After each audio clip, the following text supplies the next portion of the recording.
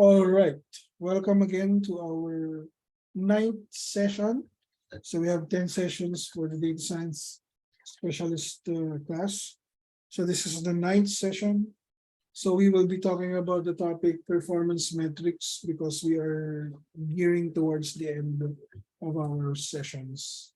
So performance metrics is essential for us to understand because this is the part where we validate the result of our predictions or classifications.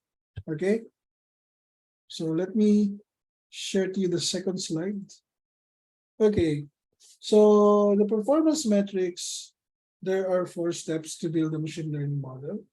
And in the performance metrics, we start with data preparation. So we all did that in our EDA. The start of our sessions, we get the data and then we prepare the data. So we do feature engineering. In machine learning, we do feature engineering. It's actually just data cleaning and making sure that your data should be in a continuous format or in a scale format or a numerical format. Because most of the time when we do predictions using machine learning, we need to let our data transform into a numerical value. For instance, you have a categorical value which is in a form of string. Let's say we have sunny, cloudy for our data set. We have that kind of category. Sunny, cloudy, windy. Instead of using that categorical values or string values, we convert that and transform that to become uh, numerical values. Instead of, let's say, saying sunny, we change it to 1. And then when we say cloudy, we change that to 2. Okay, so we transform our data into numerical values. Most of the time that happens. So that is actually feature engineering. And we did that already. It's such that we are just trying to review and trying to formalize what are the terminologies that are embedded to the actions that we have uh, done in our sessions. Then next is data modeling. Data modeling basically is trying to uh, provide the training and testing of our data set. Okay, so what I'm trying to explain data modeling is, let me just invoke this one over here. Top plus to greater. Where's the plus? Ito pala. Okay. So in doing the data model that I'm talking about here, basically what I'm saying is that if your data set is this one, so the specification of your data set may be around 3,000 instances. Okay, so if that's 3,000 instances, you get the 80% of 3,000 and another 20% of the 3,000. So maybe that will be like this one, or probably this one. So this is the 20%, and then this is the 80%. Okay, so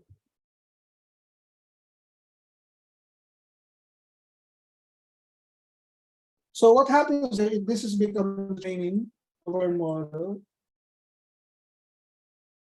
Okay, let me just spell it out correctly. Training, and then this is the testing. Okay, there is actually somewhere another 20% for validation. Okay. Validation.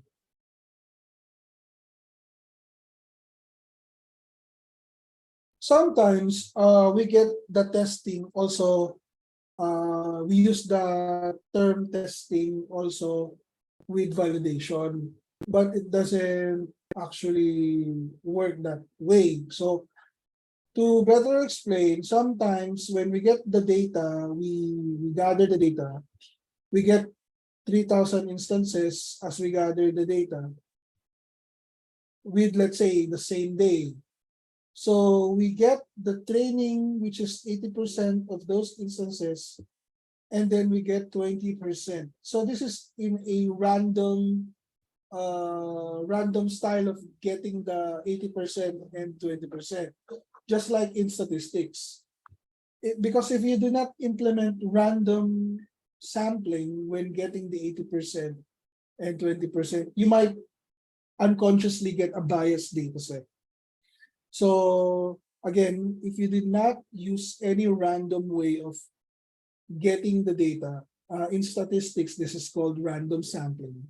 So on your 3,000 random instances, you also perform random sampling where you get the 80% for the training and you get another 20% for the testing. And what I am saying here with this one, this validation, is another 20% that is not coming from the 3,000 that you originally uh, get. Okay. So this 20% is not coming from the 80 and the 20%. So this is a whole new one, because in simple saying, what I am trying to say is that you might be getting the 3,000 here in this part of the world, and the validation should come from the rest of the world. So this is the rest of the world. Okay, and this is local, the local area where you get your data. Okay, let me just control C that because it's not looking so good. So let me just say this is your local area where you get the data. And this is the rest of the world. This is where your validation will be coming from. Let's say you are testing mangoes as your data set, the different qualities of mango. First, you test that on your local area. There you get your 3,000 instances, right? That is where you get your 3,000 instances, and there you split the data to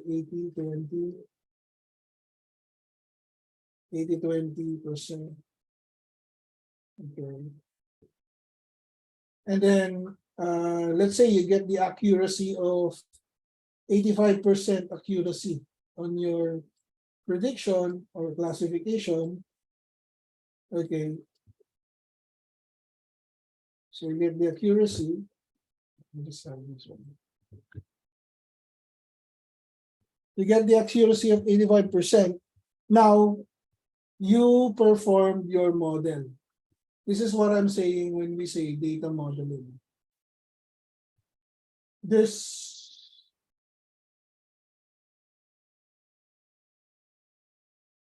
thing right here is your model, right? Natabunan yung accuracy. Or the back. There. This thing is now your model. Let me just change the color to blue. So this is your model, the blue one. Now, validation that I am talking about here is, by the way, do you see the screen? Do you see the Jamboard? Baka nagsasalita ako dito, hindi niyo pala nakikita. Nakikita niyo ba yung Jamboard? Okay, thank you very much for responding. So, again, so this is what I call data modeling. Let me just put here data modeling. Data modeling. So that is what we're talking about. 4 steps in machine learning. We get the data preparation, we get feature engineering or cleaning the data or making sure that data is in a right format. And also in feature engineering, you might want to remove some unnecessary columns. Okay, so when we're talking about feature, we're talking about columns. You either remove the column, you either transform the column and whatnot. And then data modeling, this is what I'm talking about. The data modeling is getting the data. Let's say your data is 3,000 instances. You get the 80% training and 20% testing. In some cases, when you get the data from Google or from Kaggle, the data set is already split into 80% to 20%. So in that case, the data is actually what I can say is that the data is actually clean. So you don't have to do anything with regards to transforming the data or cleaning the data. It's already 80 and 20. So what happens there?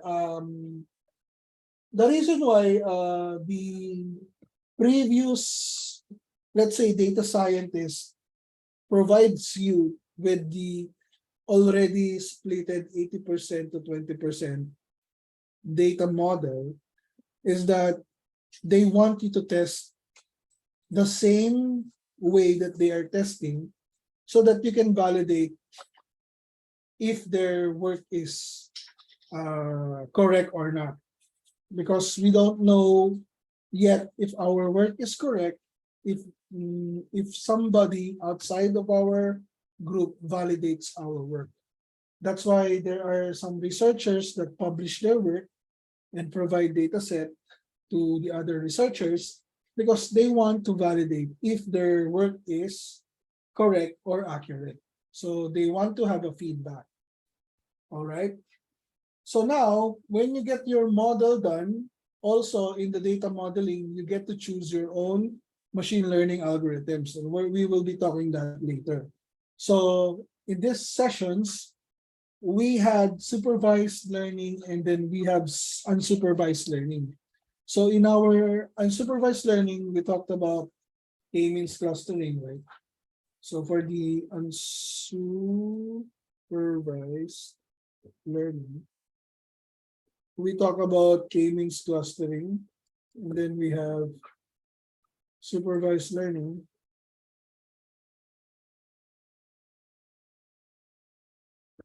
We have the decision tree algorithm, okay? K-means clustering. And the other one is decision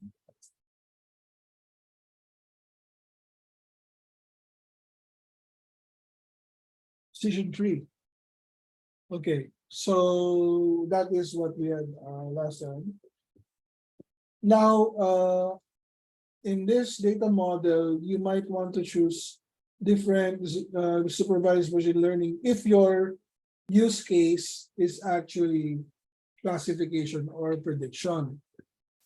But if your use case is more of like understanding the family of the data set or the groups of the data set, you might want to use k-means clustering or unsupervised learning. So they are over the top of machine learning. So they are over the top of machine learning.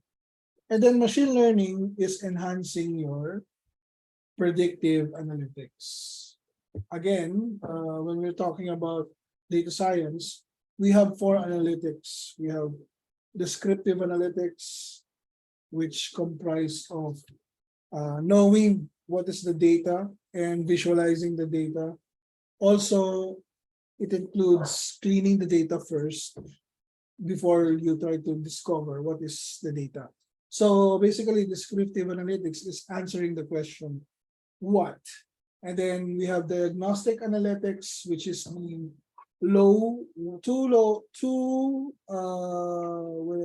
white cake. what can I say is that they are too easy analytics, which is the which is the descriptive analytics and the diagnostic analytics. And the more complex analytics are, or high end, is the machine learning under predictive analytics. And because you can also do machine learning to prescribe or prescriptive analytics. Okay. Now, yeah, so that is what we have done here in the supervised learning for our data modeling. So the validation is actually comparing your model to the rest of the world and trying to know if the accuracy stays 85% or if the accuracy is going to be lower from the validation or the rest of the world. Okay, maybe because we wanted to check if our model is resilient to the other parts of the world. Okay, maybe our algorithm is efficient only in the Philippines, but not in India or not in Singapore or Thailand or Malaysia.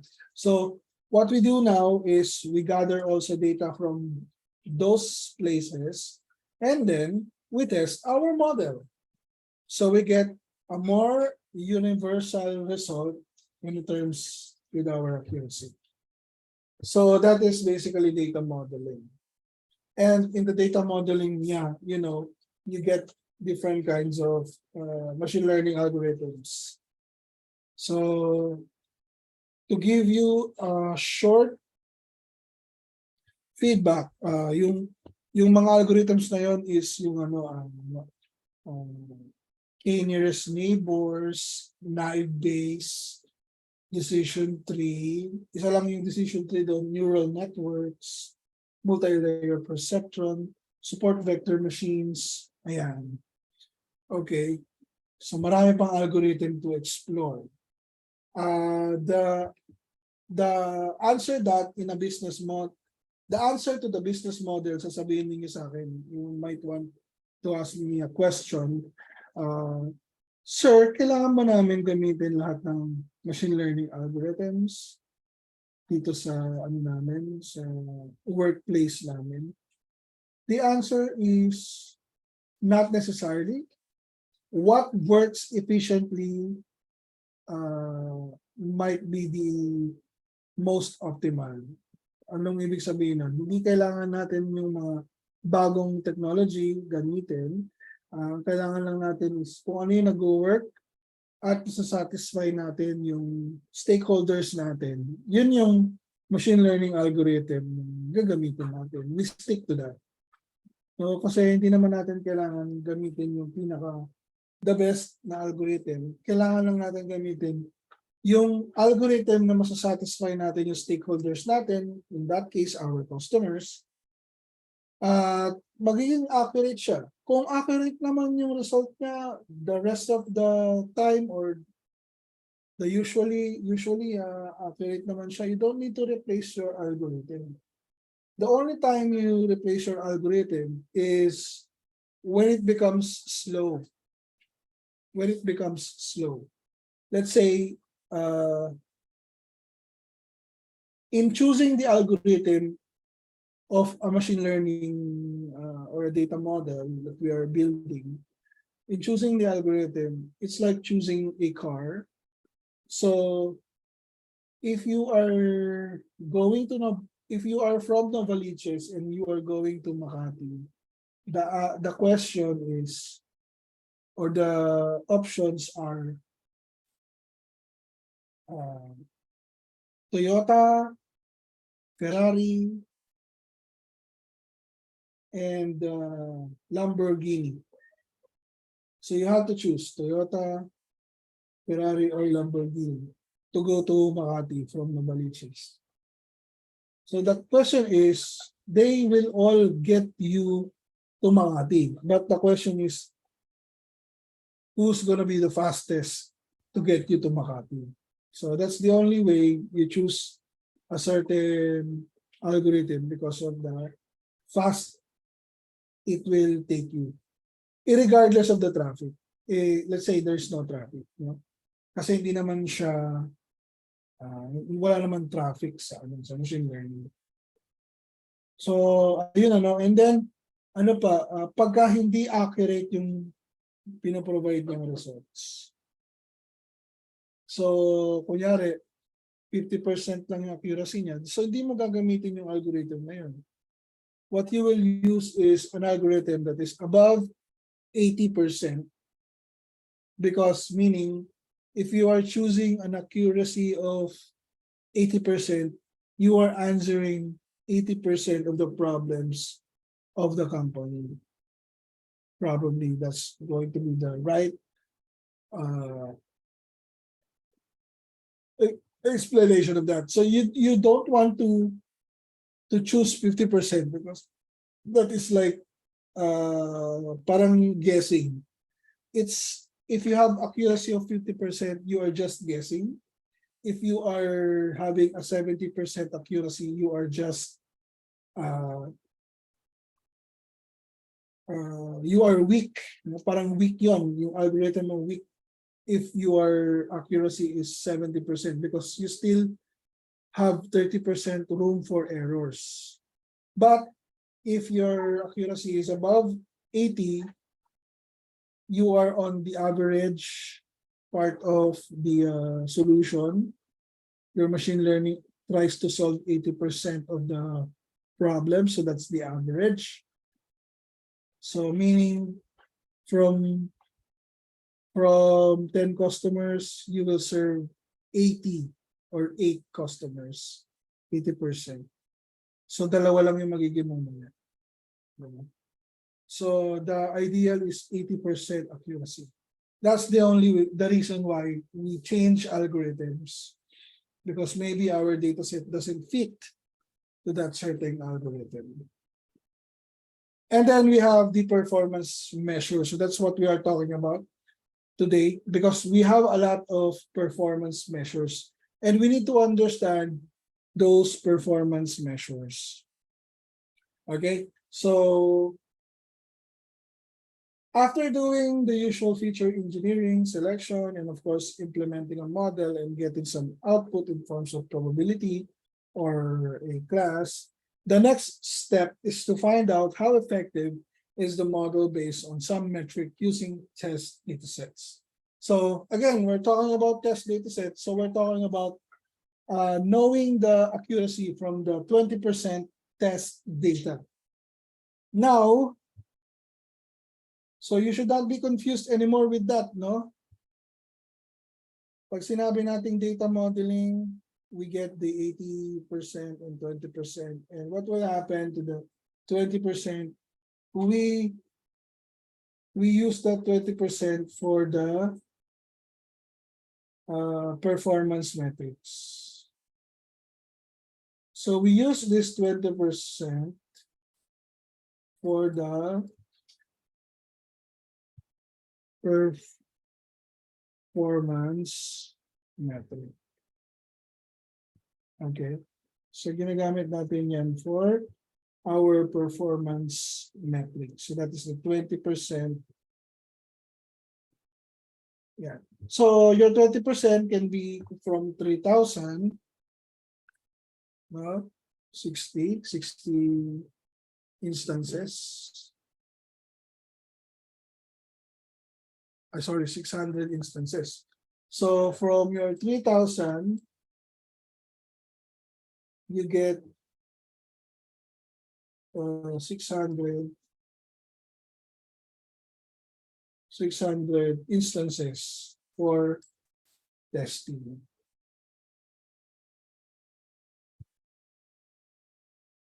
Okay. So anong nilalaman ng testing? Ano siya? Ang nilalaman ng testing is yung features pero wala siyang target. No? Wala siyang, kumbaga, pinipredict mo kunyari yung house prices. So ang ipoprovide lang ng testing is bathroom number, how many square meter, bedroom number, 3 bedrooms. Yun lang yung ipoprovide niya yung mga features. And yung algorithm from our data model, siya yung magpipredict kung ano yung house price nito, ng price na ito, base sa mga features na ibibigay niya. Okay? So yung training, doon natuto yung algorithm natin. So, yan yung pumapasok dito sa performance metrics, yung 20%. So the matrix that you choose to evaluate your machine learning model is very important. Choice of metrics influences how the performance of machine learning algorithms is measured and compared. Okay? Because you might want to start with simple algorithms such as k-nearest neighbor, because that's an easy to implement algorithm for our machine learning. Next is the decision tree. Next is naive Bayes. Okay, and then we have logistic regressions for vector machines. What else? Neural networks, multi-layer perceptrons. And now, we start with the first metric, which is called the confusion matrix. So the confusion matrix is something like this. And I believe on our previous topic, we have encountered this one, this confusion matrix. So just opposite to what the name suggests, confusion matrix is one of the most intuitive. So contrast doon, ba nako-confuse kayo? Bakit confusion matrix ang tawag sa kanya? Nakaka-confuse naman. Di ba? Parang ganun yun eh. Pero hindi, it's one of the most intuitive and easiest metrics to use for finding the correctness and accuracy of the model. It's used for classification problem where output can be of 2 or more types of classes. Again, take note, this confusion matrix is most of the time being used with a classification problem because there is a regression problem and there is a classification problem. So what is the difference between the two? Okay, so what is the difference between the two? When we're talking about classification problems, we are trying to classify different categories or types.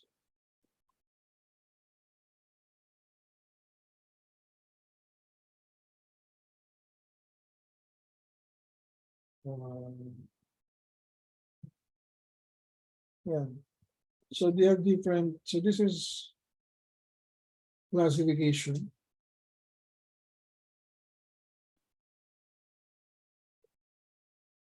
Okay. So sa business cases, ano yan, pwede yung spam and not spam. So yung pagka-classify natin, it can be multiple or it can be 2. Ano yung ginawa natin ng nakaraan? It can be 2. So play or not play. Yan yung dalawa. Play or not play. Meron 3, merong 4. Merong 6. Yung 6, naalala ko yung 6 is pwede yung emotions. Ika-classify mo yung emotions. So, sad, happy, angry, disgust, surprised, sad, happy, angry, disgust.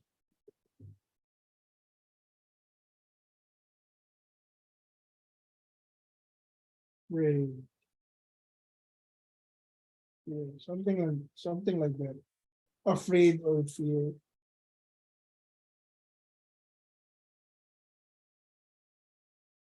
Okay, so pwedeng ganyan karami. Ano naman yung regression problems? Regression problems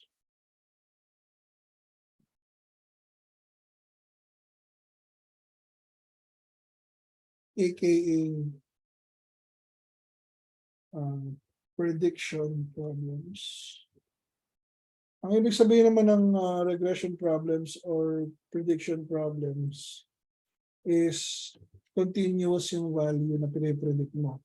Kunyari, pinipredict mo is sales, 200, yan. So that is a regression problem. Ano yung sales mo this month, next month, and for future months. So that is regression problem. So ano pa, yung pwede mong i-predict yung body weight. 180 lbs. Pwede mong i-predict yung kanyang magiging weight base sa ginagawa niya. So in short, the regression problems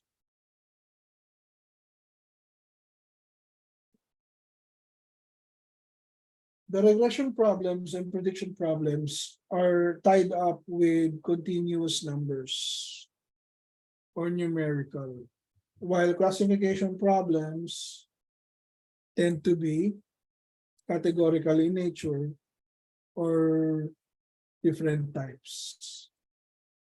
Okay?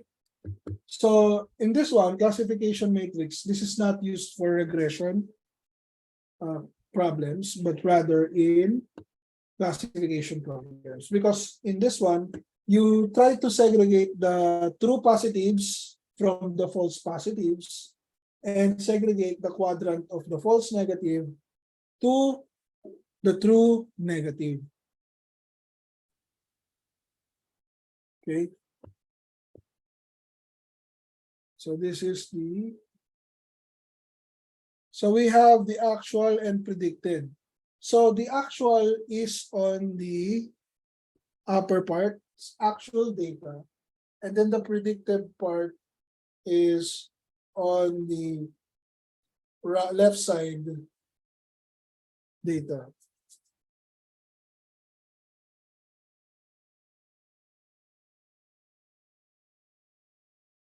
So when you see here the matrix of positives to positives, that's the actual data of true positives.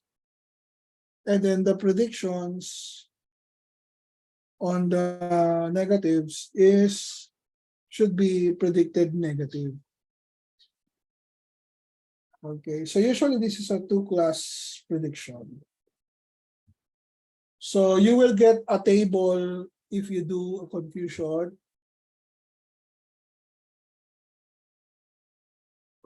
matrix, you will get a table. Okay, so what is the meaning of so the confusion matrix is itself not a performance measure as such. A lot of performance metrics are based on confusion matrix and numbers inside it. So we have their true positives. So ano ibig sabihin ng true positives are the cases where the actual class of the data point was true and the predicted is also true. So it counts the same category on the true positives of the real value and predicted real value for the positives. And then for the true negative is the truest negative where it is also predicted as truest negative.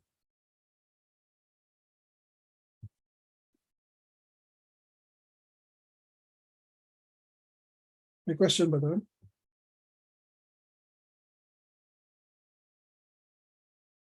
Yes, para siyang ganun na ano, no? Pero usually it is accompanied by a certain ano, let's say mag-drawing ako dito. Kunyari ito yung confusion matrix natin. We have true positives.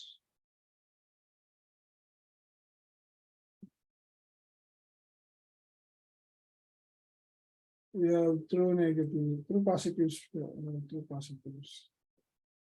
So this is basically for Control Z. For 2 lang kasi ito eh. For 2.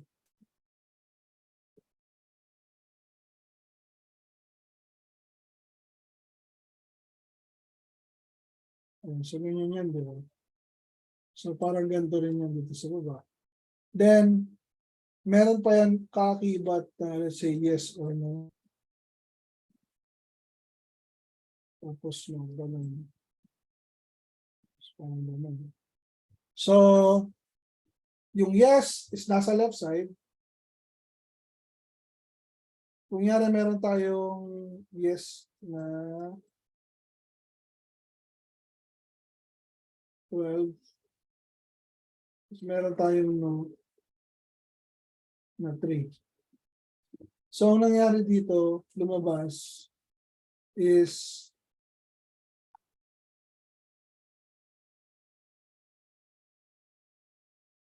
ten through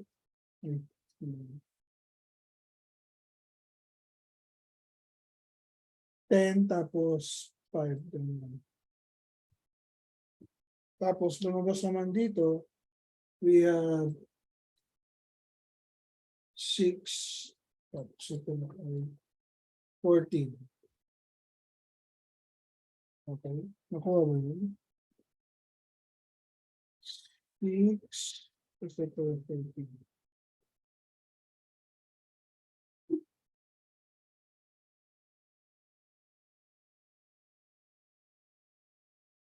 Or, mali pala ako, sorry.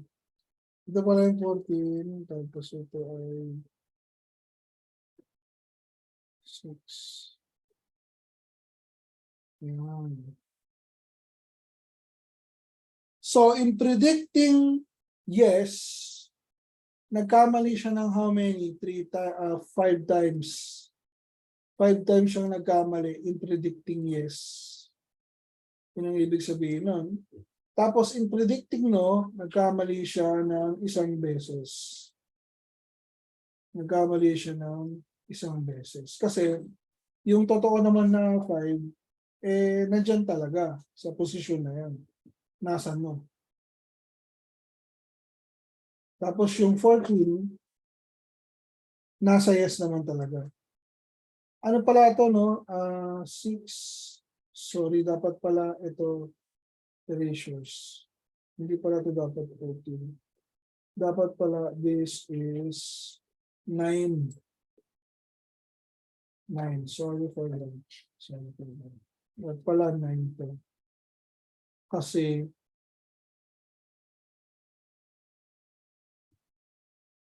6, diba? 6. So, nagkamali siya dito ng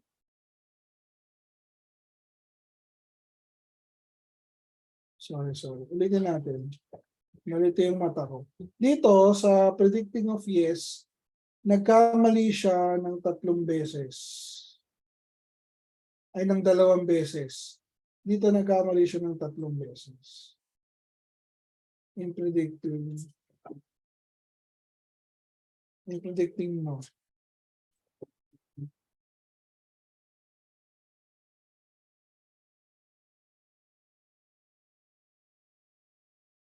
Ayan.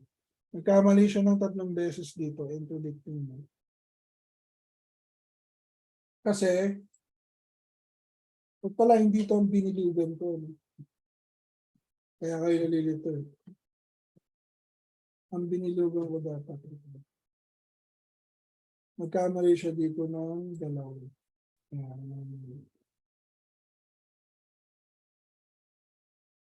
Kasi predicting no, nagkamali siya ng 3 kasi kinuha niyang no galing sa true positive.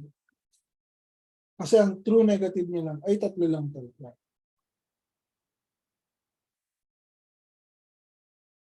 Baka ba yan?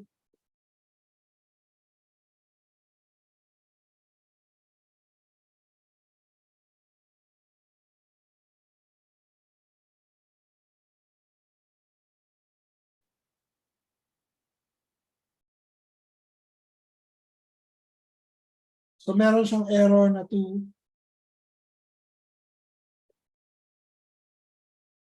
error na 2, tapos meron siyang ditong error na 3. Kasi ang totoong false is 3 lang. Eh, saan galing yung 3? Galing yung sa true or yes, which is nagkamali siya, ginawa niyang no. Prinidik niya as no.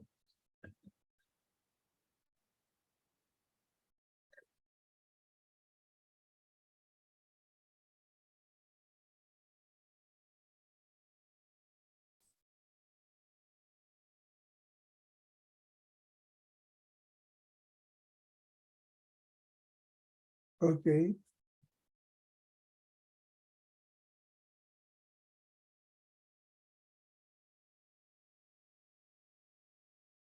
So this is just an explanation again of false positives and false negatives. So let's skip this one.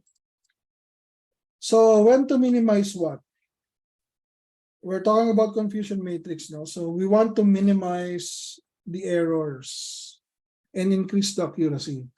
So we know that there will be some error associated with every model that we use for predicting the true path of the target variable.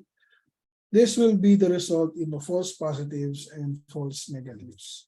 There's no hardened rule that says that we should be minimized in all situations.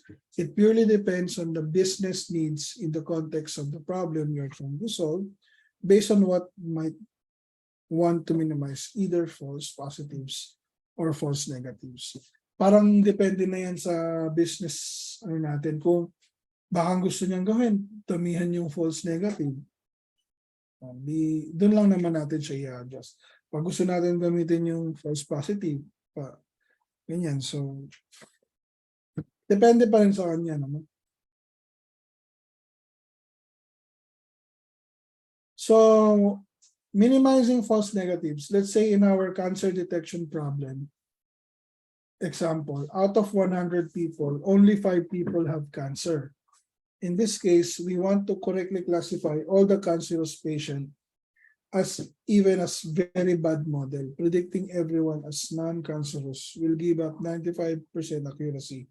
But in order to capture all cancer cases, we might end up making a classification when the person is actually not having a cancer is classified as cancerous. This might be okay, or it is less dangerous than not identifying capturing a cancerous patient, since we will anyway send the cancer cases for further examination reports. But missing cancer patients will be huge mistakes as no further examination will be done on them. So, dito, ang sinasabi lang dito natin is, okay lang sometimes yung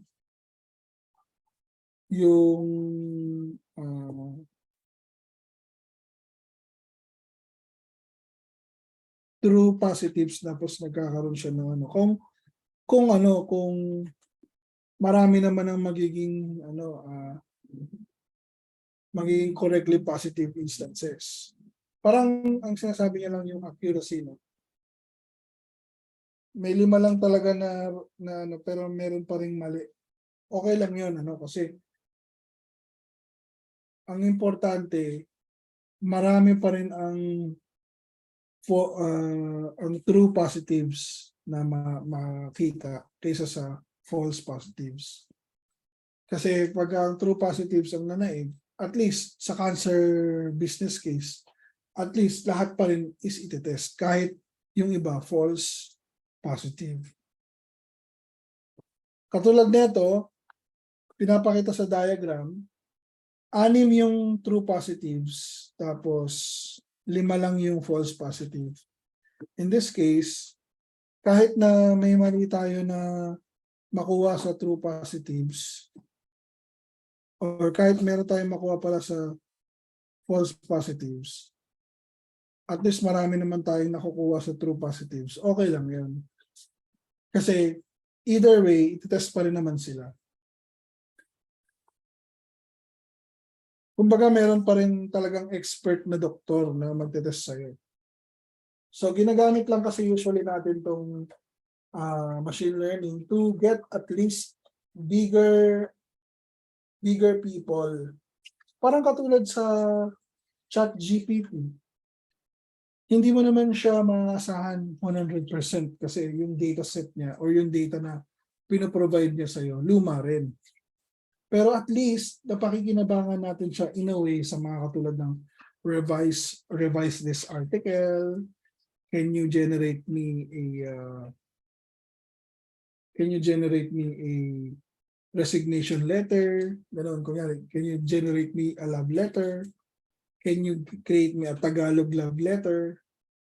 At least doon napapakinabangan natin siya. Pero sa mga ibang bagay na talagang specific, like for example, can you generate me a regimen to cure my sore throat? Siyempre, hindi naman siya doktor. Magbibigay siya sa'yo ng true positives, pero sometimes magiging siyang false positive. Kasi hindi naman talaga siya doktor. Ang pwede niya lang ibigay sa'yo doon is a general answer to your question or malapit doon sa gusto mong itanong. Okay, so next is you can read this one later. So let's proceed to accuracy. Accuracy is actually computing for the true positives and true negatives. Ilan ba yung nakuha mong true positives and then true negatives? Accuracy is what we want pagka ganitong klaseng confusion matrix, which is a dual class or dalawa lang siya yung kina-classify natin dito. Yes or no lang, parang gano'n. So, ako computein lang natin yung pinakamataas na makukuha nating true positive at saka true negative over the false positive and false negative. So, when to use accuracy? Accuracy is a good measure when the target variable classes in the data are nearly balanced. So that's the reason why we need to balance our data set. Sometimes kasi yung data set natin hindi siya balanse. Paano ba natin nasasabi na hindi balanse yung data set natin?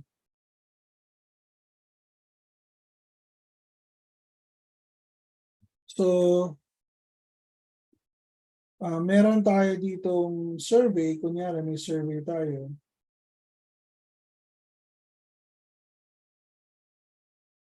Yan. So ito yung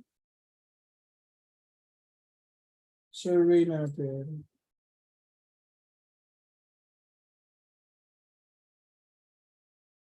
Okay.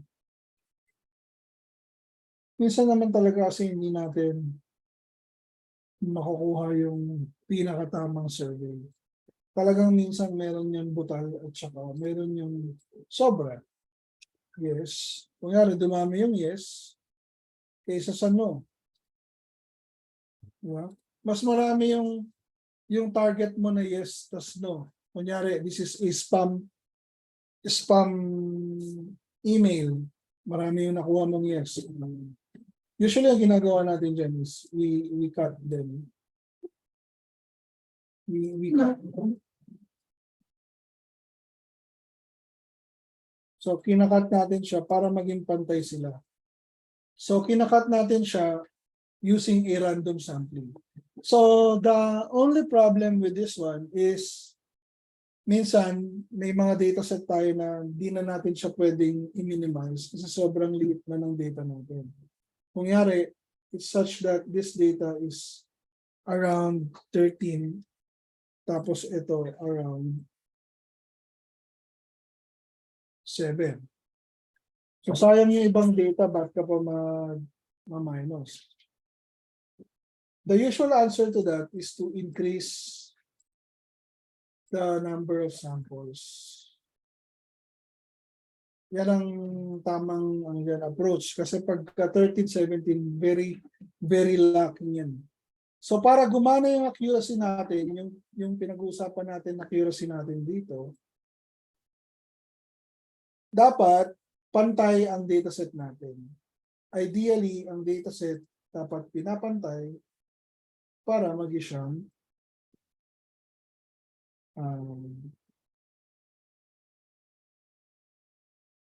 mas mapakikinabangan natin yung ating result.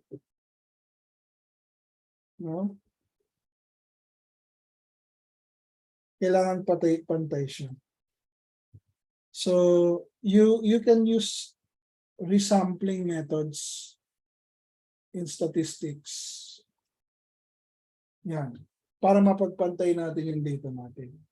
So dyan natin, yan yung unang tinatawag nating data cleaning na gagawin for our machine learning algorithms. Pinapantay natin yung data, yes or no, para maging maayos yung accuracy natin. Sabi dito, accuracy is a good measure when the target variable classes in the data are nearly balanced or balanced. Okay? Example, 60 classes in the fruits images data are apple and 40 are oranges. Ayan. Pero ang idea niyan, 60s, ano yan, dapat pantay na pantay talaga. Kasi pag hindi pantay, nagiging biased siya dun sa mas malaking, yung model natin, nagiging biased dun sa mas malaking sample. Yun yung nangyayari. Kaya hindi siya nagiging accurate. Nagiging siyang true positive dun sa mas malaking sample. Mas dumadami yung true positives. Di ba nga, yung accuracy, ang binibilang niya yung true positives tsaka true negatives. E paano pag sobrang laki ng sample mo dito sa true positives tsaka sa true negatives? Or hindi pantay, mas maraming true positive tapos true negative content. So magre-result siya ng pangit na accuracy. Hindi kapani-paniwala. So kaya kailangan talaga natin tignan yung confusion matrix. Dapat hindi hyper-polluting yung true positives. No? So a model which predicts whether an image is apple or orange 97% of times correctly is a very good measure in this example. When not to use accuracy. So kailan daw natin hindi gagamitin si accuracy? Should not be used as a measure when the target variable classes in the data majority of the 1 plus. In our cancer detection example, 100 people, only 5 people has cancer. So hindi na natin marirely dito yung accuracy pag ganito. Hindi tama gamitin ang accuracy pag ganun kataas yung discrepancy sa dami ng may cancer dun sa walang cancer. Let's say our model is very bad and predicts every case as no cancer. In doing so, it has classified those 95 non-cancer patients correctly and 5 cancerous patients non-cancerous. Now, even the model is terrible at predicting cancer, the accuracy of the model is 95%. Kaya siya nagiging 95% kasi yung dataset mo is mas marami yung may cancer na patient. So bias siya. Ang tawag doon ay bias. Next is precision. Precision is a measure that tells us what proportion of patients that we diagnose as having cancer actually had cancer. So the predictive positives people predicted as cancerous TP and FT, the people are actually having cancer, are TP. So this is how you compute for the precision, TP underscore TP plus FE. Basically, this is automatic in Python. So you don't need to manually compute this one. So you just call the precision and then automatically it will give you the precision score. So, ang precision score, kakibot siya usually ng accuracy. Pag gagamit kayo ng accuracy, kailangan may precision score. Okay. So in our cancer example with 100 people, only 5 people have cancer. Let's say our model is very bad and predicts every cancer as cancer. Since we are predicting everyone as having a cancer, our denominator, true positives and false positive, is 100. And then your numerator, person having cancer number is 5. So in this example, we can say that precision is such model is 5%. So mababa yung precision. Ano ang accepted value ng precision? Ganon din katulad sa accuracy. Dapat 80% siya pataas. So anong ibig sabihin nito? Ang precision, siya yung pangbalanse natin sa true positives at saka false positive. kitang-kita dito na yung data natin hindi balanse. Pag 5% lang yung score natin sa precision. So kaya kailangan natin makita yung score ng precision natin para malaman natin, kahit hindi natin bilangin, malaman natin na bagsak ang balanse ng ating data. Pag 5% lang, dapat dyan kasi ang acceptable niyan is 80% above, pataas. Then we also have recall or sensitivity. So recall is the measure that tells that the proportion of patients that actually had cancer was diagnosed by the algorithm as having cancer. So ito naman, in simple saying, gusto mong malaman kung gaano karami yung na-predict ng machine mo na tama. So hindi naman to, wala siyang binabalanse dito na dataset. Gusto niyang malaman kung gaano ang na-predict niya na tama at napunta sa tama. So in this one, magiging mababa lang din yung percentage niya kapag hindi pantay yung dataset natin. Kasi baka ang na-predict niya dito is yung wala talagang cancer. Maglilima talaga yan. Okay. So, when to use precision and when to use recall? It is clear that recall gives us information about classifier's performance with respect to false negatives, how many did we miss, while precision gives us information about his performance with respect to false positive and how many did we caught. So precision is being precise. So even if there is only one cancer case, we capture it correctly, then we are 100% precise. Recall is not much about capturing cases correctly, but more about capturing all cases that have cancer with the answer as cancer. So if you simply always say every case has cancer, we have 100% recall. Okay, so yun na yung pinaka exact ibig sabihin ng precision of recall. So if you're going to ask me my practices, when I use accuracy, I always use precision and recall as a backup approval for my accuracy. Kasi who's going to double check your work? No one. No one will double check your work. So in order to double check your accuracy, you need to implement precision and recall.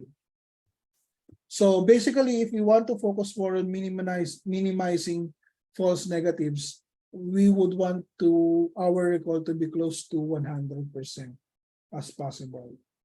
Without precision being too bad, and if you want to focus on minimizing false positives, then we should make precision close to 100% as possible. So ang ideal is parehas sila, close 100%. Para masabi natin na ang data natin is hindi bias. So we have here one which is specificity. So ano naman tong specificity?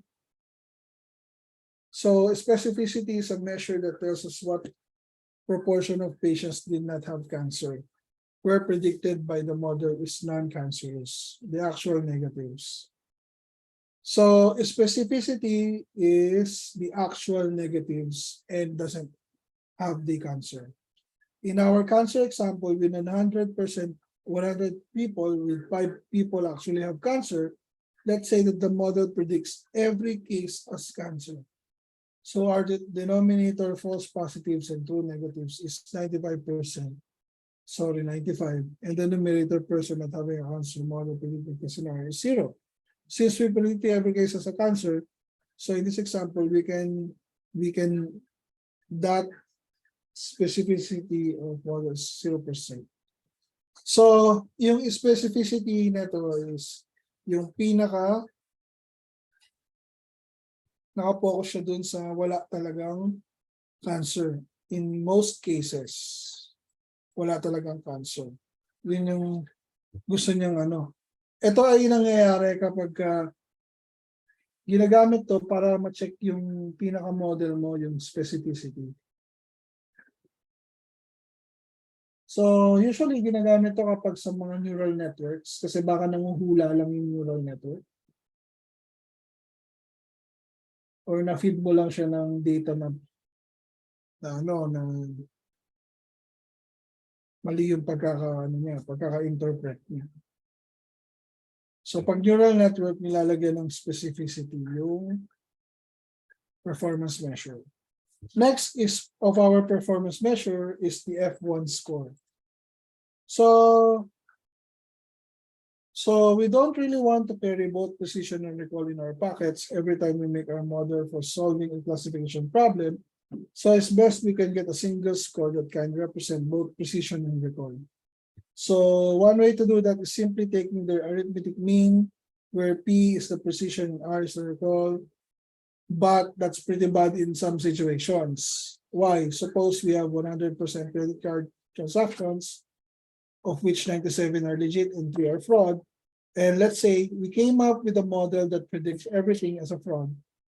Precision and recall, for example, is shown in the figure below. So something like this.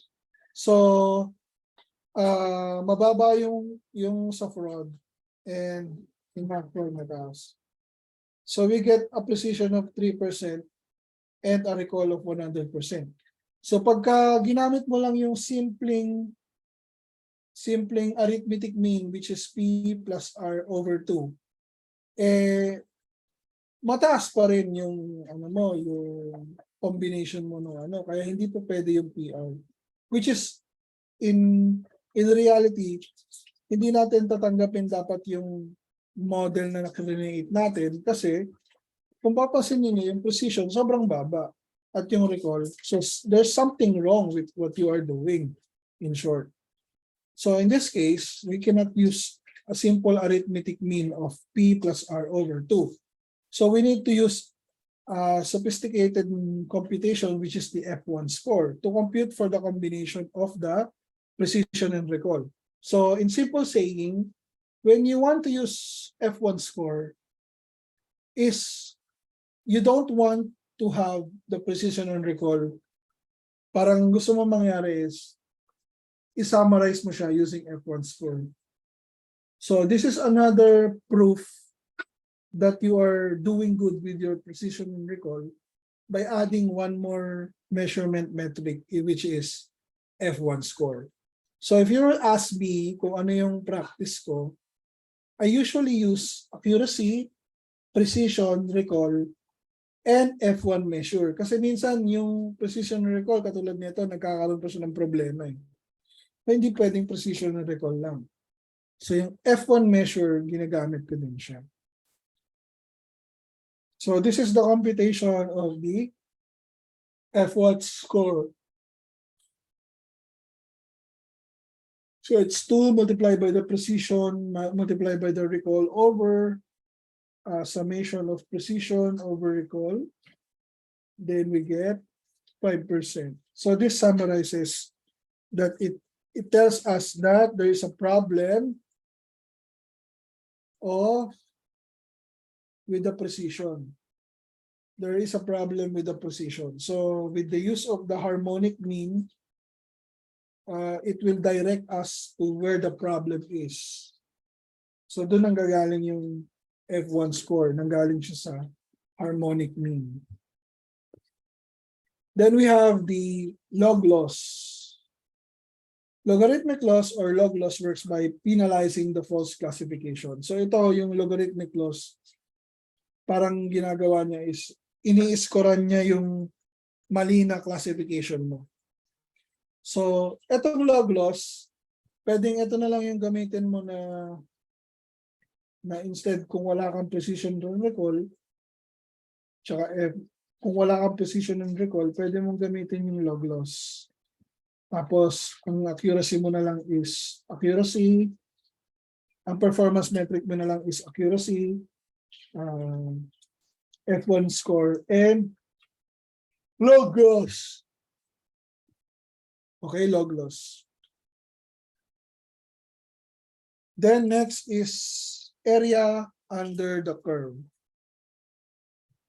Area under the curve. So area under the curve is good for regression type of accuracy. Ayan. So, ang ibig sabihin lang yun, ipa-plot niya lang yung scores ng true positives and true negatives. Pataas ng pataas. Sa lahat ng sa lahat ng samples mo, magre-result yan, mag-i-improve siya into close to 1. So ginagamit yung AUC usually sa mga neural networks, performance measurement siya ng mga regression, logistic regression na machine learning algorithms, support vector machine, and neural networks, and deep learning algorithms. Ito yung ginagamit nila kapag continuous or regression style.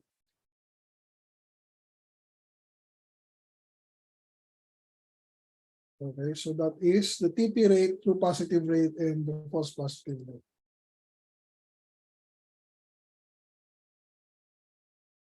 So we will not discuss it more with this one. Is-discuss lang natin yung pinaka-essence nila. No? So mean absolute error. So this is also just like the area under curve. If the problem is regression, best to use mean absolute error. And if your problem is also using a neural network, because you are going to check the error. So yung log loss, area under curve, mean squared, mean absolute error, and mean squared error, these are continuous or more regression style na nakafocus siya sa penalizing the wrong classification or the loss. No? So doon siya nagfo-focus.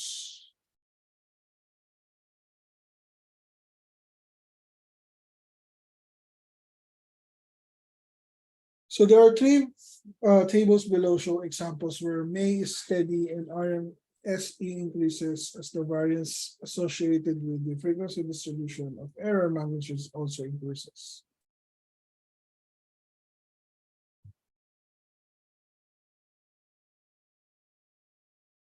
In conclusion, RMSE has the benefit of penalizing large errors. More so can be more appropriate in some cases. For example, if being off by 10 is more than twice as bad as being off by 5, but if being off by 10 is just twice as bad as being off by 5, the mean or mean absolute error is more appropriate. So, yun lang yung i-check natin kung gusto natin gamitin si mean squared error or si mean absolute error. From an interpretation standpoint, mean absolute error is clearly the winner. RMSE does not describe the average error alone, and has other implications that are more difficult to tease out and understand. One distinct advantage of RMSE over May is that RMSE avoids the use of taking absolute value, which is undesirable in many mathematical calculations. And so before I continue again, let's have a short break, a 15-minute break. So I'll be continuing discussing these other slides. So let's just have a 15-minute break.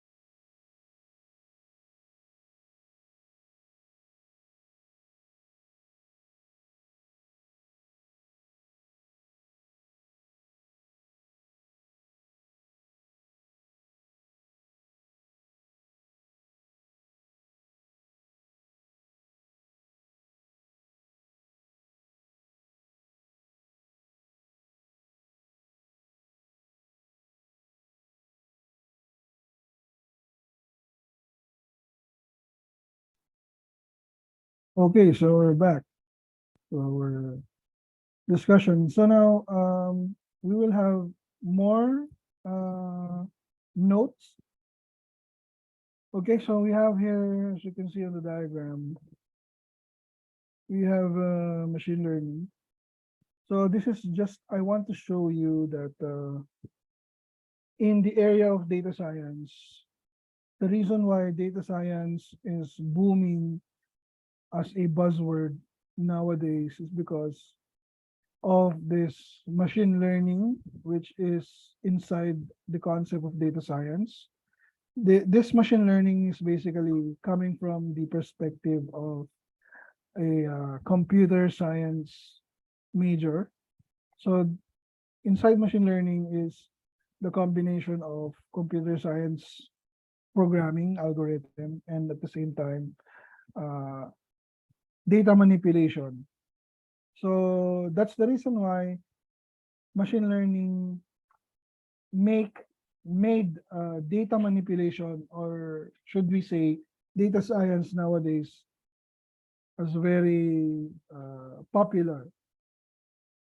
Okay, in machine learning we talk about supervised learning, which is classification. So we did not discuss regression problems. So there are a lot of things happening in regression. We can predict population growth, we can predict profit estimation, we can forecast anything that is numerical. And we can actually have another one, which is classification. This is more of like an image classification, or we can lean towards image or computer vision. We can have also fraud detection in email, and we can also have some diagnostics. So this is what we had last time. Clustering, we have unsupervised learning. So we wanted to know our cluster of targeted audience for recommended recommendations, customer segmentation. So that is the use cases where we can use machine learning, unsupervised learning. Sorry for that. Compression, feature elicitation, and big data visualization. So another bigger concept that is booming right now is the part of AI inside machine learning, which is reinforcement learning. So this is another topic.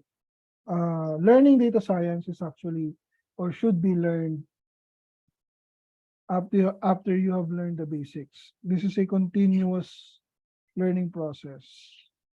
That's why data science is actually full 4 years course talaga siya. Kasi hindi mo siya matuturo in a span of 10 weeks.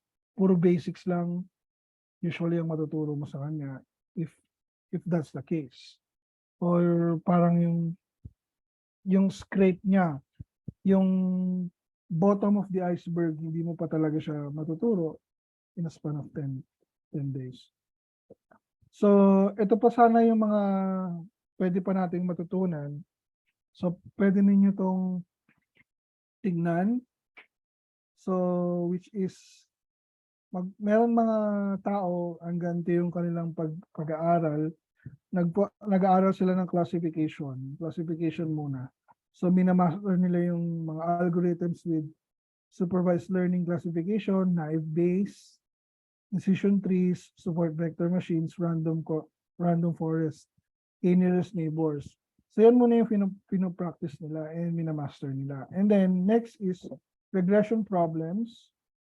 So linear regression, neural network regression, super vector regression, decision tree regression, lasso and ridge regression. Yan yung mga minamaster nila. No? Then afterwards, unsupervised learning, clustering, k-means, mean shift, DBSCAD, at marami pang iba, and reinforcement learning. So yan yung path na pwede nyo pang aralin. You can enroll in more classes na ito naman yung mga tinatopic.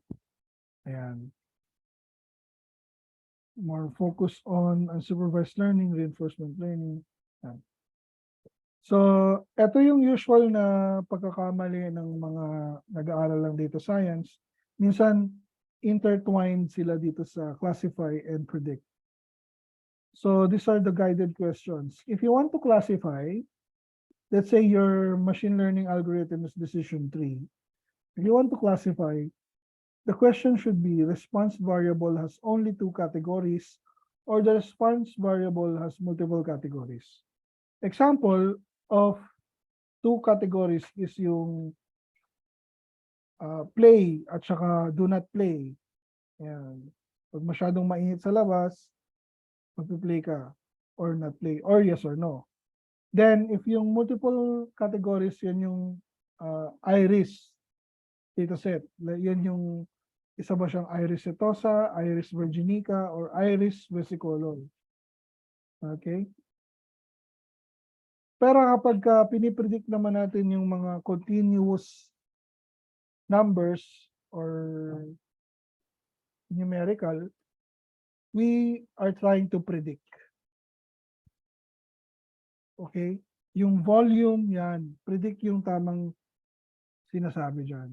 Volume, how much, how long, how many.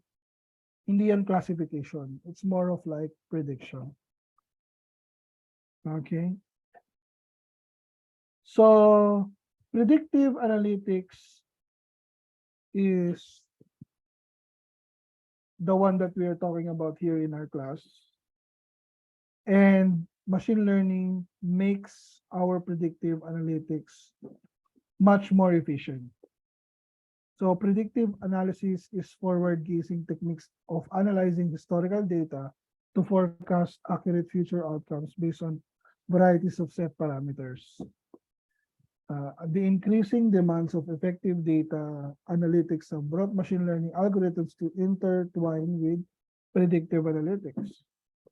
And using machine learning algorithm, businesses can optimize and uncover new statistical patterns which form the backbone of predictive analytics. In short, companies are employing machine learning-based predictive analytics to gain an edge over the rest of the market. So in short, yeah, examples of that is ChatGPT, face recognition in smartphones, ano pa yung mga ginagawa natin, fingerprint recognition kasi classification yun. Diba? And much more. So in our data science class, ito yung ina-achieve natin.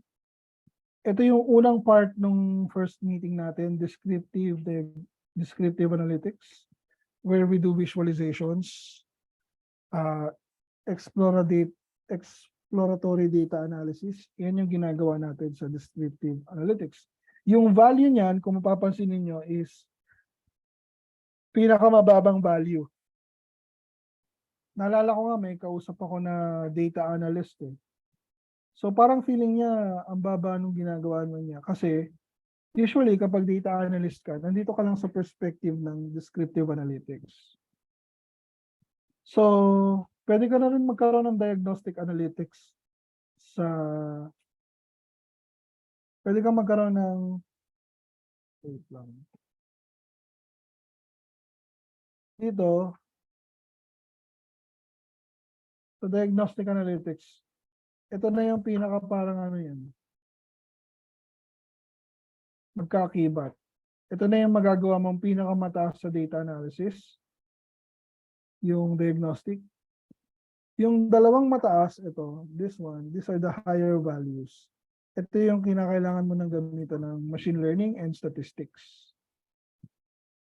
That's why yung mga data analysts, nagiging silang data scientist. So dito, mga data scientist na to. Yung meron ng predictive at saka prescriptive. Yung descriptive at diagnostic, this is the data analyst. Ayan. So under siya ng data science, yung apat. So pag na-master mo na yan, yung apat na yan, of course, nasa data scientist ka na. So hindi ka magle-level up sa data scientist if wala kang predictive at saka prescriptive because of machine learning and statistics. So yun yung ini-aim natin. So, ngayon, tinatouch natin yung konting predictive analytics para ito yung kinoverage natin. Yung descriptive, diagnostic, tsaka predictive. Itong tatlo kasi matagal pa natin makakapture yung prescriptive. Based on experience pa yan. Okay, so that is the discussion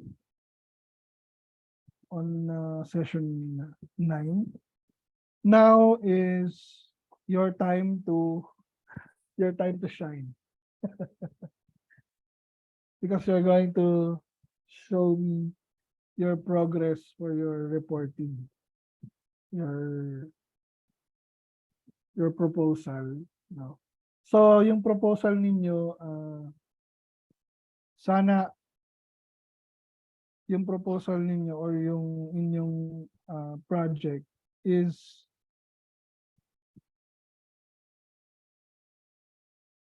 ganito siya, no?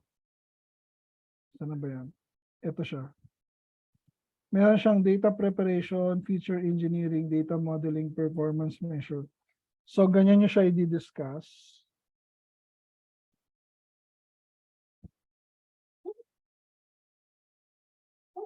Parang hanapin ninyo yung ginawa ninyo sa data preparation, feature engineering, data modeling, and performance measure.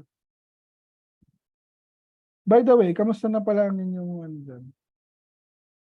Ang inyong ginagawa? Kamusta? Can you give me by the way pala, yung iba pa na hindi pa nakakapag-evaluate, please evaluate sa ano natin, Leon's. This one, so nasa may lesson 8 yun.